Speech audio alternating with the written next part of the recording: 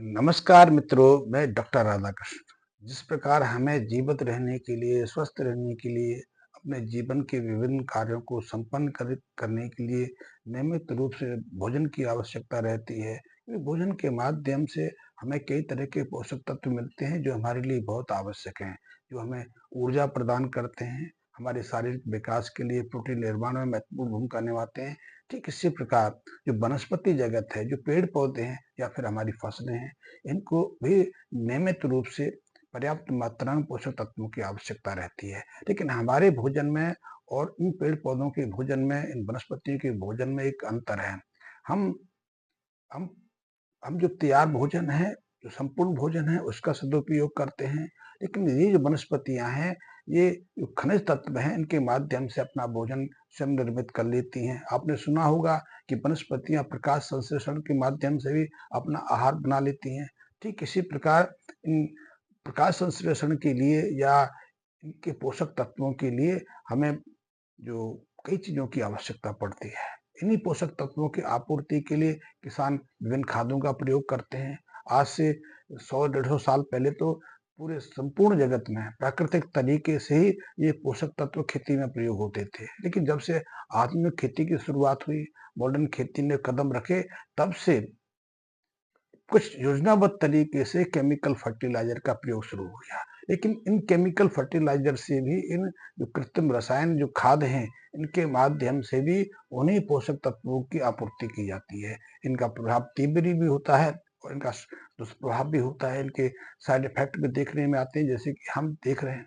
लेकिन जैसे एक किसान अपने खेत में यूरिया का प्रयोग करता है, डीएपी का प्रयोग करता है, तो यूरिया के माध्यम से वो अपने खेतों में नाइट्रोजन की आपूर्ति करता है। ये नाइट्रोजन तो हमारे वातावरण में बहुत अधिक मात्रा में उपलब्ध है।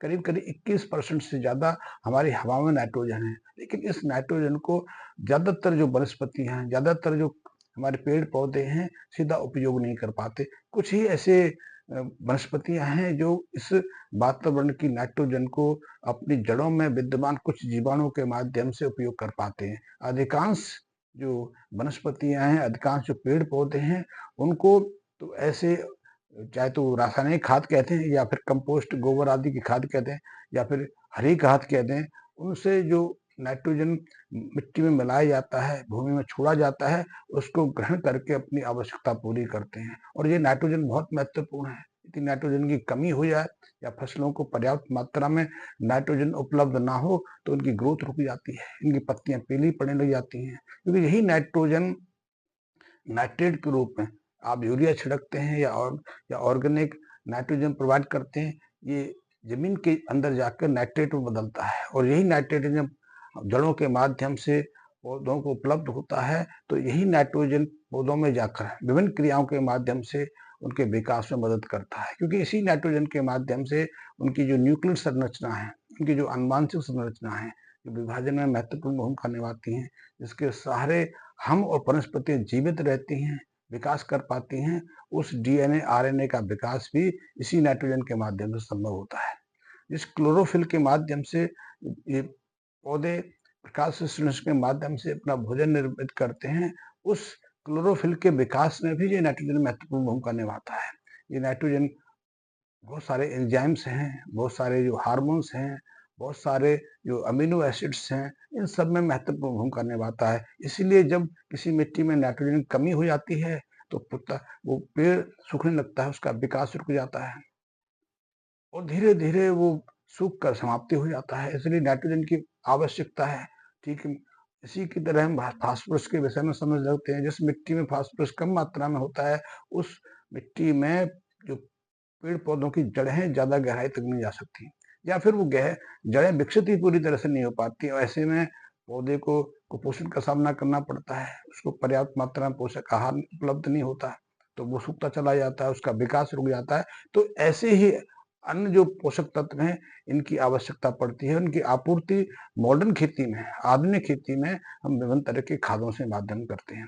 लेकिन आप कहोगे कि यदि हम मैं ये कहता हूँ कि यदि मैं ये मेरा गोबर घनसत्व है या मेरा ये गोरस जो एंजाइम सॉल्यूशन है, इसके माध्यम से हम इन खनिज तत्वों की आपूर्ति कैसे कर सकते हैं? क्योंकि आखिर हमारी फसलों को आखिर हमारी वनस्पतियों को तो फिर भी पोषक तत्वों की आपूर्ति की आवश्यकता रहेगी, बिल्कुल रहेगी। या तो हम रासायनिक खादों का प्रयोग करके उसके दुष्परिणाम के सहारे अपनी खेती कर लें, उसके दुष्परिणाम अपने स्वास्थ्य पे भी देख लें, या फिर हम प्राकृतिक माध्यम से अपनी फसलों को इन पोषक तत्वों की आपूर्ति करके इसमें कुछ सुधार कर सकते हैं और फिर से हम प्राकृतिक खेती पे आ सकते हैं। तो मेरे सामने प्रश्न आता है, बहुत सारे प्रश्न मेरे मित्र करते रहते हैं, क्या इनके माध्यम से, इस सॉल्यूशन के माध्यम से उन्हें किसी खाद की आवश्यकता नहीं रहेगी? बिल्कुल नहीं रहेगी। यदि वो धैर्य रखते हैं और अपनी मिट्टी में, अपने खेत में इन जो पोषक तत्व हैं, चाहे वो नाइट्रोजन है, फास्फोरस है, पोटाशियम है, सल्फर है, कैल्शियम है, आयरन है, जिंक है, बोरोन है, जितने भी जो 15-16 जो खनिज तत्व हैं, इनकी आपूर्ति प्राकृतिक तरीके से करते हैं। प्राकृतिक तरीका क्या है? प्राकृतिक तरीका जैसे पहले करते थे, हम गोबर की खाद का प्रयोग करते थे, गोबर की कंपोस्ट खाद का प्रयोग तो अभी भी करते हैं, लेकिन काफी मात्रा में चाहिए।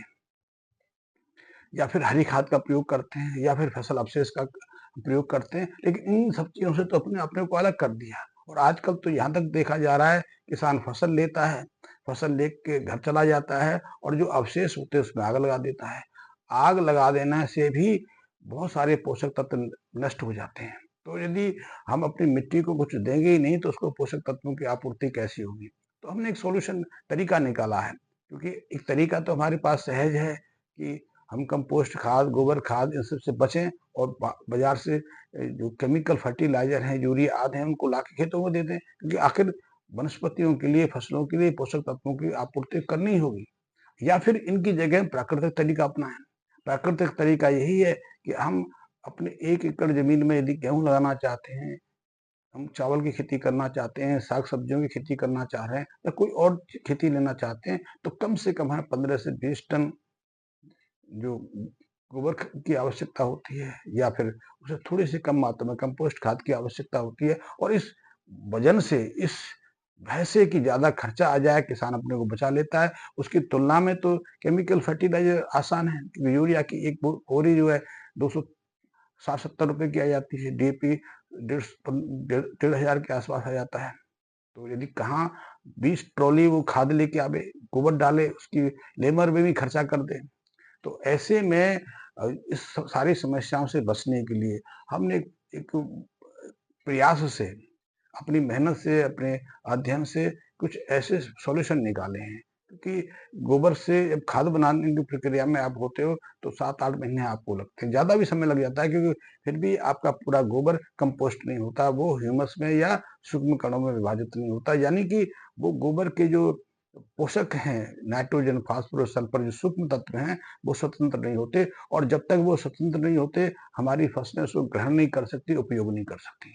तो ऐसे में बहुत सारे बैक्टीरियास हैं जो मिट्टी में तो प्राकृतिक तरीके में रहते हैं, लेकिन अब मिट्टी प्राकृतिक नहीं है, अब मिट्टी में ह्यूमस नहीं है, अब मिट्टी को हमने जहरीला बना दिया, तो अब मिट्टी के अंदर तो वो जीवाणु है नहीं, तो उन्हीं जीवाणुओं को अलग अलग तरीके से हमने एकत्रित करके, संवर्धित करके, इनको मल्टीप्लाई करके और उनकी मदर कल्चर तैयार करके उन सबसे हम ऑर्गेनिक खाद तैयार करते हैं। और ऑर्गेनिक खाद का तैयार ये नहीं कि मुझसे आप लेंगे, आप इन्हीं सब का प्रयोग करके, आप गोबर घन शक्ति का प्रयोग करके अपने घर पहले मदर कल्चर तैयार करेंगे, और इस जो 500 ग्राम की मात्रा से आप 1 से 1.5 हेक्टेयर को पर्याप्त मात्रा में सब पोषक तत्व आपूर्ति कर सकते हैं, वो भी एक फसल के लिए कम से कम 6 से 8 महीने के लिए। लेकिन शुरुआत में मैं कहता हूँ, क्योंकि आपने इतना विषाक्त रसायनों का प्रयोग अपने खेतों में कर लिया है, तो पहले 3-4 महीने यानी कि एक फसल के लिए 1 एकड़ में 500 ग्राम की मात्रा में इसी का उपयोग करें। बार-बार इसको रिपीटेड करते, जब भी आप अपनी फसलों में पानी छोड़ें, या आपको लगे कि उसको स्प्रे की आवश्यकता है, तो स्प्रे के माध्यम से भी दे दें, पानी के माध्यम से भी इसे दे दें, और इसी के माध्यम से, क्योंकि इसका प्रयोग करने का 2 तरीके हैं। पहला है मदर कल्चर तैयार करना, दूसरा है उस मदर कल्चर से पोषक तत्वों की आपूर्ति करना। तो पोषक तत्वों के लिए मैं आप इससे ये नहीं कहता कि आपको 3 ट्रॉली गोबर की आवश्यकता है, 6 ट्रॉली गोबर की आवश्यकता है, 10 ट्रॉली नहीं। मैं कहता हूँ कि जितना भी आपके पास उपलब्ध हो, 20 किलो, 30 किलो, 50 किलो, 60 किलो, जितना भी है उसको, क्योंकि दूसरी जो चरण है, दूसरी जो प्रक्रिया है मेरी इसी चीज की है कि जो गोबर ले लीजिए, ये घर में किचन में आपके वेस्ट निकलता है वो ले लीजिए, या साग सब्जियों के वेस्ट हैं, फलों के वेस्ट हैं, या फसल के अवशेष हैं, या फिर खेत के आसपास जो झाड़ियाँ हैं, जो खरपतवार हैं, जो अनावश्यक पदार्थ, जो पेड़ पौधे हैं जिनमें जीवन रहा है, जो हरे रहे हैं, जो एक समय हरियाली देते थे, उन सबको जो व्यर्थ है उसको ले लीजिए, एक कंटेनर में डालते रहिए और उसमें 3% के आसपास, 5% के आसपास इसका मिक्सचर उसमें मिलाते रहिए। 5 से 7 दिन में, 8 दिन में आपको पर्याप्त मात्रा में वहाँ से जो केमिकल फर्टिलाइज़र मिलना शुरू हो जाएगा। आप इसको सिंचाई के साथ देते रहिए और फिर इसमें मदर कल्चर मिला दीजिए, जो अवशेष आपको उपलब्ध हो, वो मिलाते चले जाइए। इस तरह 7-8 दिन का ये चक्र चलता रहेगा, अपने खेतों में छोड़ते चले जाइए और उस जो जो प्राकृतिक खाद है, जो इस मदर कल्चर से खाद निर्मित होने वाली ऑर्गेनिक खाद है, उससे आप देखेंगे कि आपकी खेत की मिट्टी की सभी आवश्यकता पूरी हो रही हैं।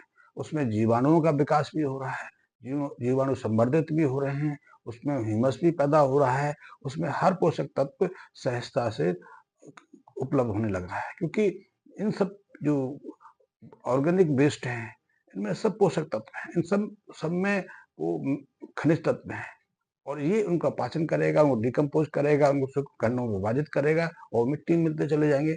इस तरह आपकी जो केमिकल फर्टिलाइज़र पर जो निर्भरता है, वो धीरे-धीरे बढ़ती चली जाएगी। आपको इससे कई बेनिफिट होंगे। पहला तो एक अनावश्यक खर्चा आप जो करते हैं, वो समाप्त हो जाएगा। दूसरा, जब आपकी मिट्टी फर्टिलाइज बनेगी, जब मिट्टी उर्वरक बनेगी, मिट्टी में जिन पोषक तत्वों की आपूर्ति होगी, मिट्टी के अंदर इन पोषक तत्वों की मात्रा बढ़ती जाएगी, तो आप देखेंगे मिट्टी के अंदर एक रोग प्रतिरोधक क्षमता विकसित होती है।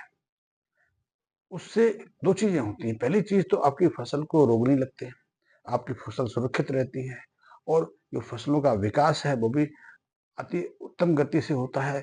उस मिट्टी में जो फसलें लेते हैं, उनका स्वाद ही बदल जाता है। तो ये तो आपके ऊपर तब होगा जब आप उसका परीक्षित प्रयोग करेंगे। इसलिए शुरू में मैं इसको 1-2 पैकेट से ज़्यादा प्रयोग करने के लिए आपको नहीं कहता। मैं कहता हूँ कि आधा किलो से शुरू करिए।